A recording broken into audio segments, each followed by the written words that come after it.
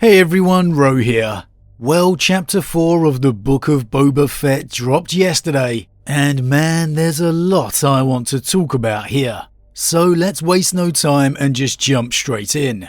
Now, after last week's episode being, well, a bit of a disappointment to say the least to me, I had a strange feeling of excitement and apprehension heading into this one.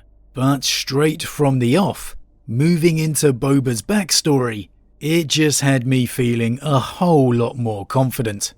And I have to say to begin, the use of music is nothing short of a masterpiece. I mean, it's Star Wars' trademark, I guess, but here I really feel it needs to be mentioned as well. The moment that flare lit the background over the dunes, that telltale Mandalorian note sounding out, it just filled me with a thrill of excitement that honestly I just don't get from other TV shows. I was wondering how these glimpses into Boba's past were going to interplay into what we saw with the Mandalorian series, and well, here we got it. Boba's finding of Fennec after her encounter with Mando. Maybe it's the feeling of walking over Mandalorian ground, but even so early into this episode, again, I was just feeling so much more confident. Then, however, we got to see how Fennec survived, with Boba taking her to the modders.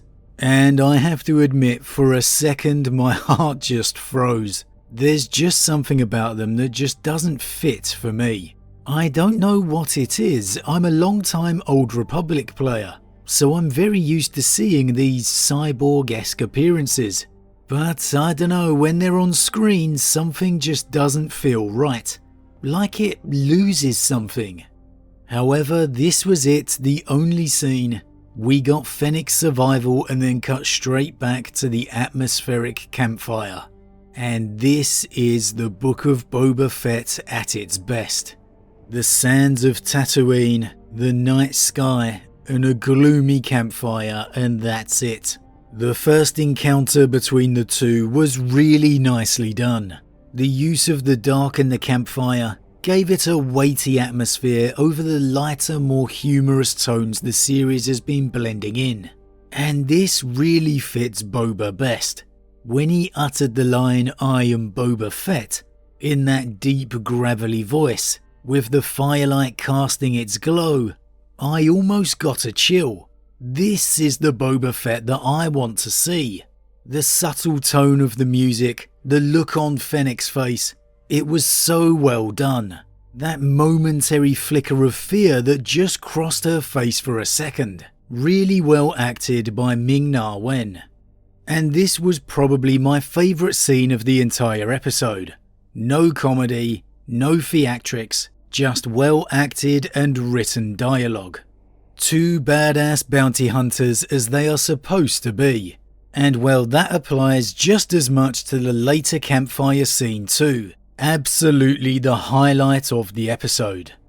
Now you may think I'm not a fan of the Boba we saw when setting his bantha free, or more human and lighter toned Boba. But no, I don't mind that at all, because we've seen the evolution of his character with his time with the Tuskens. It's the other side to his hard edge, the man beneath it. But the important key here is that it's not one that undermines him. The comment of "I was ready to leave hunting behind" really building of the Boba we know is going to come. And this whole episode felt like it was the link between the two time periods that we've seen. Now then we moved on to Boba and Fennec breaking into Jabba's palace. And we got a bit more comedy here with Boba chasing a droid around the kitchen, before once more intoning in his voice, "I am Boba Fett." And I get it, Star Wars is at heart a family adventure. You need those lighter moments for the kids. I just don't want it to compromise Boba's character. And I felt like it did a little here. If we're going to be getting him intoning "I am Boba Fett" left, right and centre, I'm a little worried the internet's going to be turning him into a meme. One moment we get the menacing Boba, the next we get light-hearted comedy. It's important that we keep it balanced and it's done correctly. But that aside, the action in the palace was great, and it was brilliant to see Fennec doing what she does best. A strong, badass female character. I was a little surprised we saw Boba settling the score against the bikers so quickly. However, I absolutely loved how merciless and cold-hearted it was, just gunning them down with no remorse.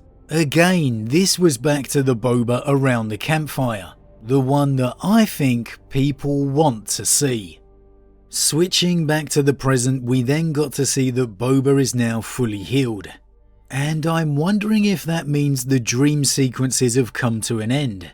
I was quite interested to see how he's going to track down Mando to get his armor back, but maybe seeing as we saw him actually get his armor back in the Mandalorian series, well, maybe we're just not going to be covering that ground. The chrysanthemum scene did feel a little random and very much fan service, but it served its purpose to introduce his tough guy character once again. And lo and behold, as I said last week, why couldn't Boba recruit him instead? Well, here we have it. Much better than the mod gang of teenagers, that is for certain. It's almost like this episode was correcting the mistakes of the last one. We know that's not the case, but that's just kind of how it was feeling. Almost like a bit of a therapy session. Overall, honestly, I just thought this episode was great. I absolutely loved it. Probably my favourite episode yet. One that's definitely put my hopes back up after last week's disappointment. We got an introduction to more of the crime lords and see Boba establishing himself. And the ultimate tease of teases to end the episode, with the Mandalorian theme sounding out. Which of course is the cameo everyone has been hoping for. To end this one up, I can only say very, very happy and excited of things to come. But as always guys, what did you think? Did you enjoy Chapter 4 as much as me? Has it made up for some of the mistakes of Chapter 3? As always, leave your thoughts in the comments below, I love to read them. And if you're new, please consider dropping a like and subscribe to help the channel grow. Like I said last week, we're definitely going to be taking a bit more of a Star Wars and lore theme on the channel. So I'm really going to have to try and think of a better name than Row Reviews, I guess. So I'll try and do that over the next week. But anyway, as always, huge thank you and I'll see you all again real soon.